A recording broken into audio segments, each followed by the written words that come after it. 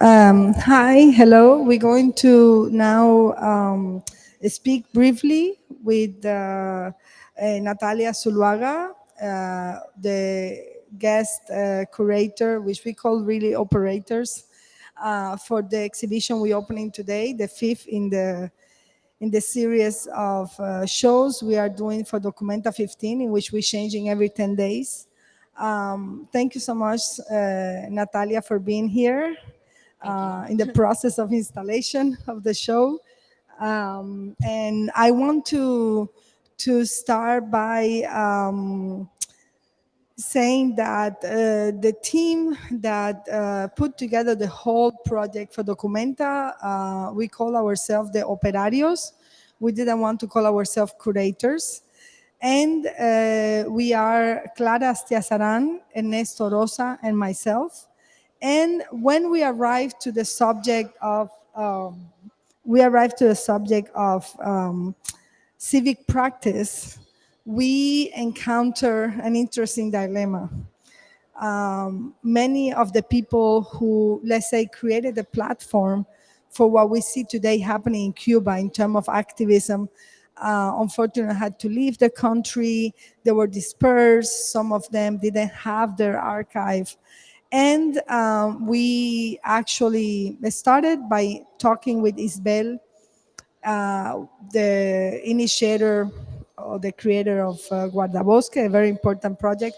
And then we immediately realized that we needed people in the ground to do the research.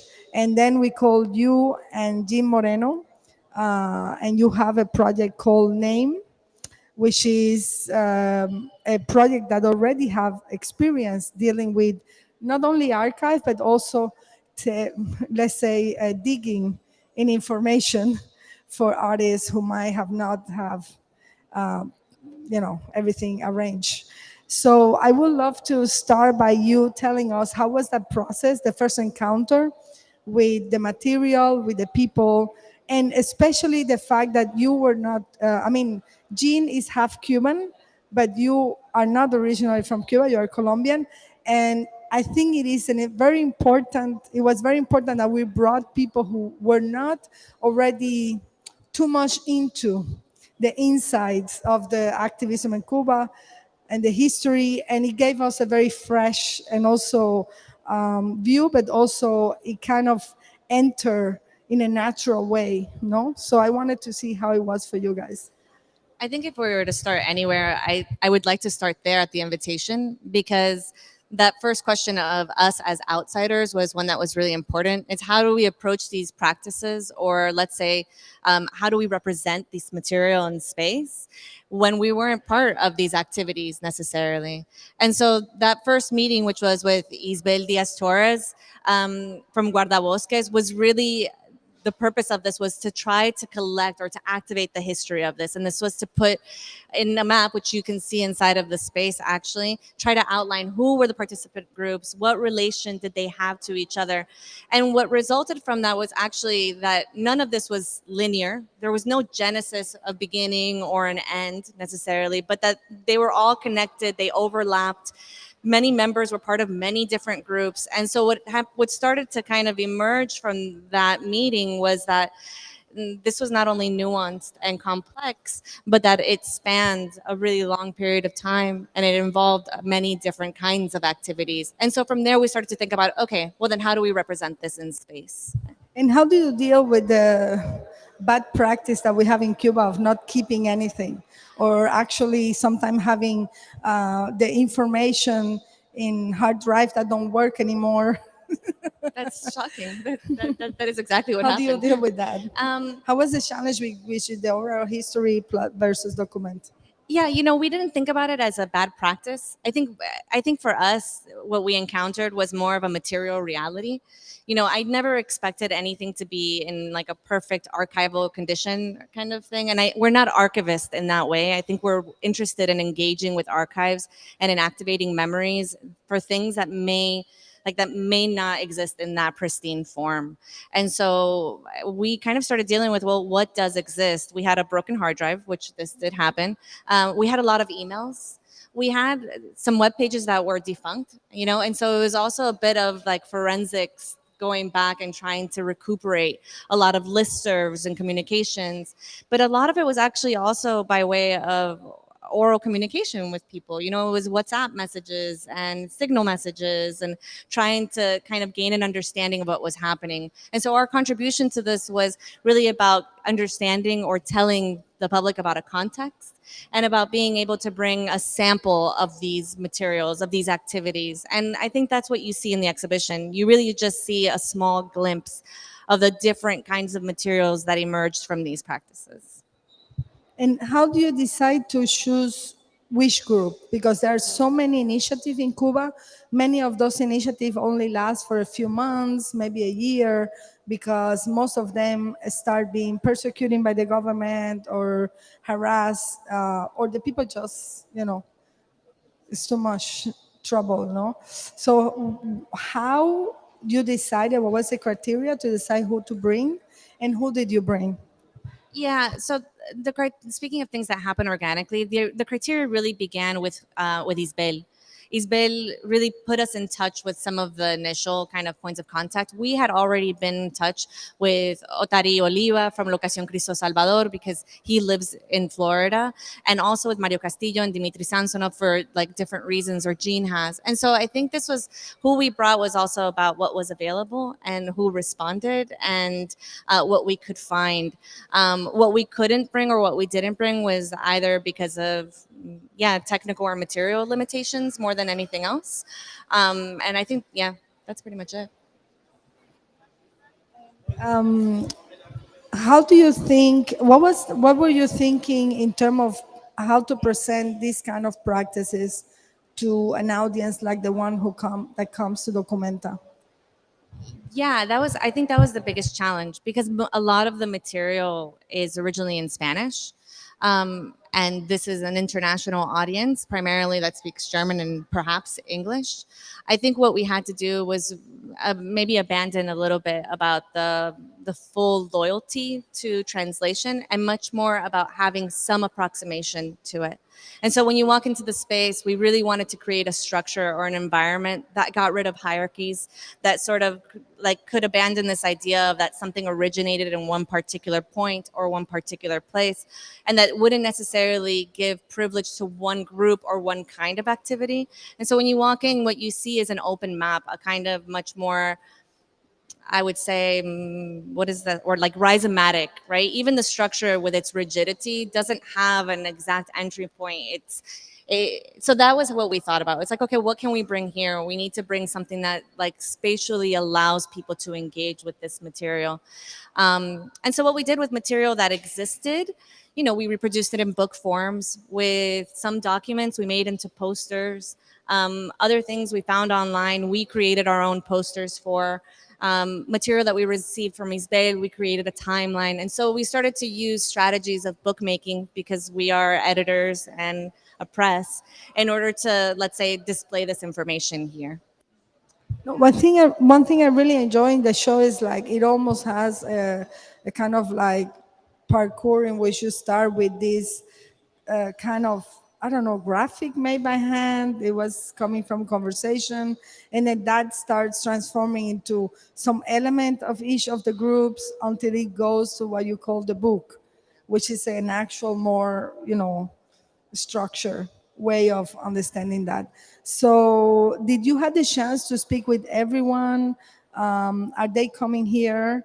How are we going? Because we're going to have the opportunity to have some of these people speaking here in the next days. So, and also it was interesting the fact that things were in a digital mode and then you actually printed. How was that also?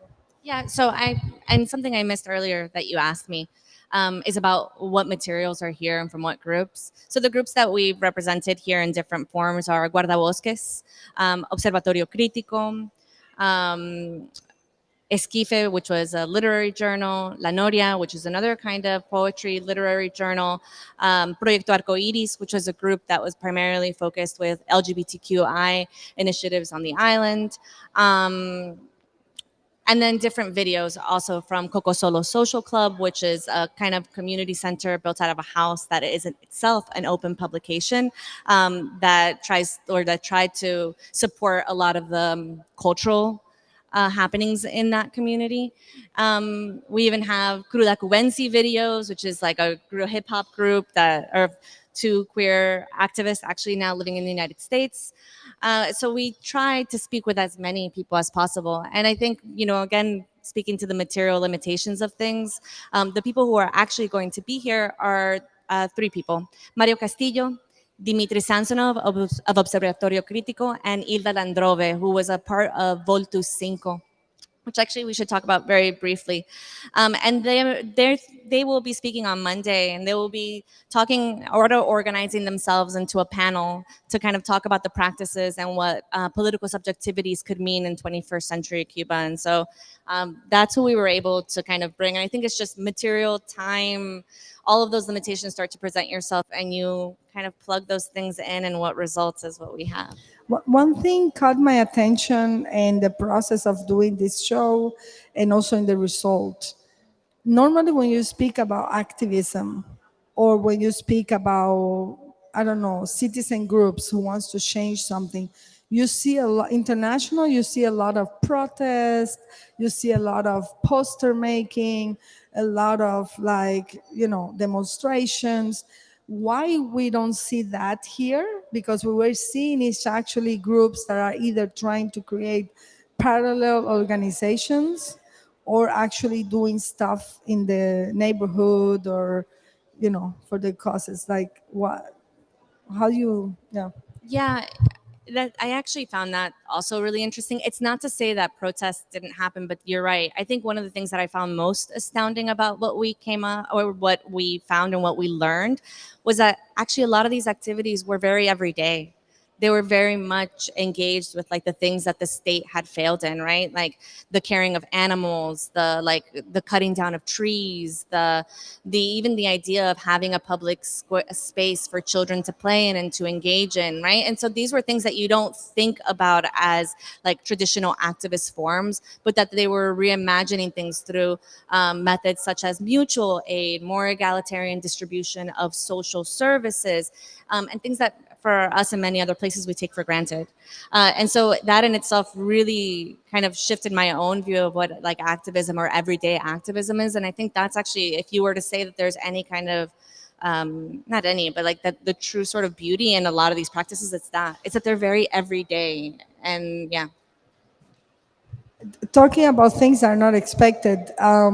Normally, when people speak about activism in Cuba or position or protest, they mostly imagine that the people protesting are either neoliberal or they are actually extreme right wing coming from Miami. That's something that is set in the political imaginary of people because the Cuban government has created these images for 60 years. But here it is interesting that we find people who are either from the left or they are even anarchists and liberals. So can you talk to more about what kind of thoughts and thinking and society this group wanted to create in Cuba?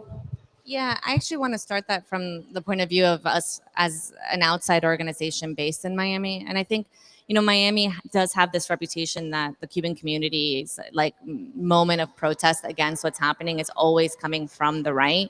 And I think in many ways, our own sort of political reality in the United States is one that it's highly polarized by the same things. And so I think what's actually quite interesting here is that it gives us a different language, both visual and in terms of actions of what is possible when we think about liberatory practices, when we think about the idea of another future, when we think about like creating other realities or responding to things on the ground. And so for us, this was also about kind of defying what those political binaries would be, and being able to demonstrate that there are indeed practices within Cuba, right? Like that actually like dissidence doesn't mean one specific thing. It isn't a monolith of a kind of activity, but that it takes on different forms. And so, yeah. I would like. Well, you are from Miami, like you are living there, and you were born in I Colombia, was born in Colombia, yeah, but you lived there all your life. basically. So, have you found like how these groups have integrated, let's say, in the life in Miami after they leave? Is there any aftermath of some of these? So these are groups that you found that once they left the country, decided not to be activists anymore or not to try? What did you encounter? I think my answer to that is a real like personal opinion of it, because I think that the sort of immigrant experience of somebody who has left that their own reality, especially in Cuba, once they land in a place like the United States, as an example, they don't, and not everybody lives in the United States. People are based in Mexico and Canada and other places in Europe. And so I'm not so sure from a personal point of view of in my conversations that anyone has abandoned their desires for activism or responding, but that many people are actually just dealing with surviving these new realities. There are people like Otari Oliva who maintain a very much active political presence and continue to work on these spectrums. There are other people who are really just kind of trying to figure out what this new landscape is. And for us, I think it was really important to not pressure on that point and to not put focus on that, because I feel like that may be the constant question that a lot of people that are part of these groups were kind of confronted. It's like, well, what are you doing now? And it's like we kind of wanted to leave them their own space to sort of engage with their new reality kind of.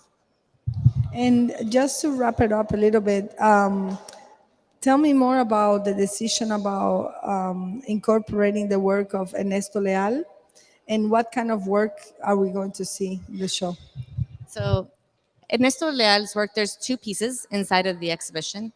And the reason why I think he's incorporated or he is part of this project is because he exhibited both of these pieces inside of Locación Cristo Salvador, which is or was an alternative art space inside of Havana that ran out of a residency.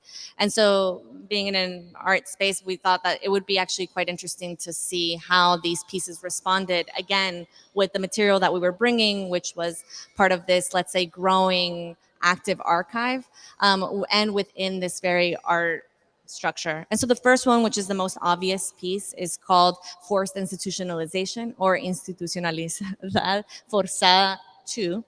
And this is a facsimile or a remake of a piece that was done in 2013 at Locación Cristo Salvador. And initially, what he was basically addressing was this idea of this small alternative art space sort of being forced to institutionalize. But here, what he's done is he's taken the floor plan of that space, and instead of recreating the floor plan as a gallery space, he's tried to recuperate its, say, like more domestic residential qualities within the Documenta Hall, so within this art institution.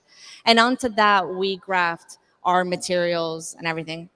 The second piece that you'll see is a large banner that hangs from the structure in the center of the space, which like hangs down into the middle, and it's one half of a banner that was exhibited back in 2015 as for one of the collateral events for the Havana Biennial, and in full it reads "contradicción" or contradiction, and here we're only exhibiting half of it, which is the contra, it's against.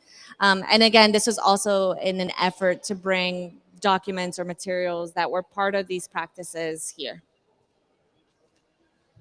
No, it's interesting because I think what Ernesto is bringing in not only a very long practice that is amazing, but also two, what you, as you were saying, two conversations. The one, the tension between institution and private space, which in Cuba has been a battle for a long time because the Cuban government has the rights for everything that happens in the public space.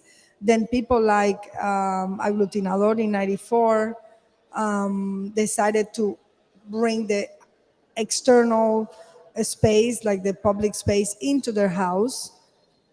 But now the Cuban government has created 349, which is basically a way to say your private space is now public space because you're using it for art events. So now we also have to have some control over your private space. And I think that's very nice the way he has translated that to the space, bringing also the kind of ghost of the first exercise he did, which was in Cristo Salvador, and then bring it to some place like Documenta, no? And the other tension that also exists in Cuba still is shown in the second piece, which is the fact that we speak politically in a broken language because we cannot express ourselves freely. So you have to speak in a process in which you are negotiating the whole time. What are you going to say? What are the consequences of what you're saying? And it's very interesting that he brought the side that say contra, which is against. I mean, it's half of contradiction, but if you have only contra, means against.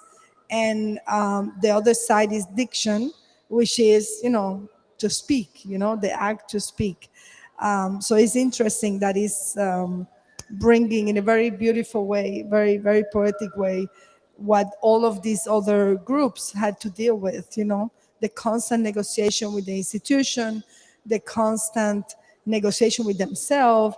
How far can they how far can they demand things? How far can they speak freely in order, sometimes even to have their group alive, you know? So yeah. I think actually this idea of negotiation is very much present in all of these materials, and I think even in the longevity of things, just like the ability, just how long these existed or haven't. Many times you'd find like a break inactivities for a year or 2 years, and then a reactivation again. And those breaks in time are also sort of a negotiation about like sustainability of these particular actions and of creating spaces where people can engage with this. Yeah. I think when I saw the exhibition and the material, I think it was quite important to have these exposed in order to understand what happened, what is today in Cuba, as I was saying at the beginning.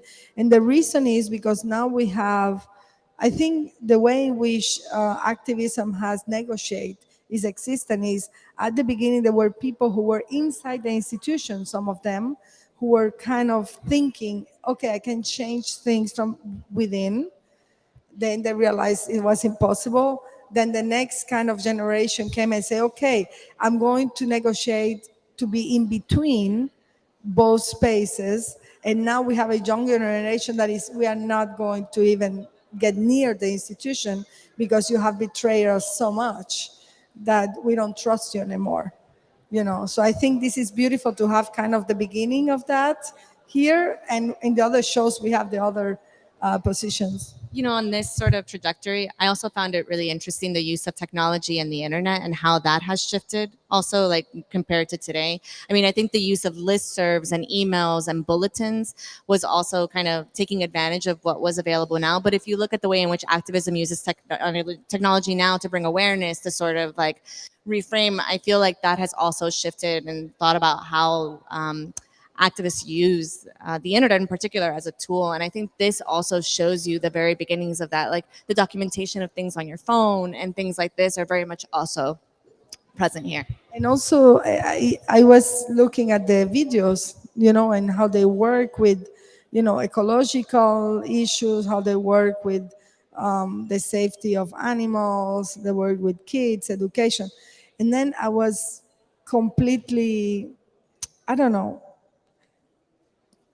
it was very difficult for me because I was looking at this and then I visit other exhibitions in Documenta where people are doing exactly the same thing in, I don't know, Jakarta or Bangladesh or Palestine or whatever, and they're doing this without any pressure. They're doing this as their daily exercise of hope, let's say.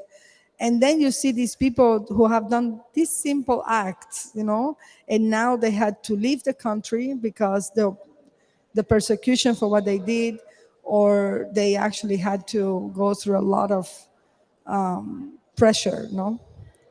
There's one small sequence of two videos that we put there by that were drawn from the Coco Solo Social Club, which is this house that I had mentioned earlier. And in the first video, which is a long one, you see a children's activity, which is like a public theater, and it's very everyday. It's very quotidian. And a couple of videos later, you actually see an interaction between the person who runs this home or this club and the state police. And he's very clear, like, this was an event until 8 o'clock at night. I am still allowed to do this. And you realize that actually, like every other video from this place is just people playing music, learning how to play music, learning how to be. And like even the very simple act is an act of dissent. And that, I mean, that's quite obvious in the sort of sequence of material that we have. Yeah. That's how low That's the how low the bar bar is, is in yeah. Cuba for freedom of expression. But thank you so much. Oh, thank you. I actually really want to take this opportunity. I want to thank you, Tania, Ernesto, Clara, and also the team here who worked tirelessly Yes. to bring this. I mean, if you're here looking at this, you'll see that it was quite an effort to put together. So The tech thanks. team is the best. Yeah, The it was tech great. team here at Documenta is the best. Thank Thank you you, so Tania. much. If anybody has Any any question, questions? please. Great. No question? Okay. Thank All you right. so Thank much. you.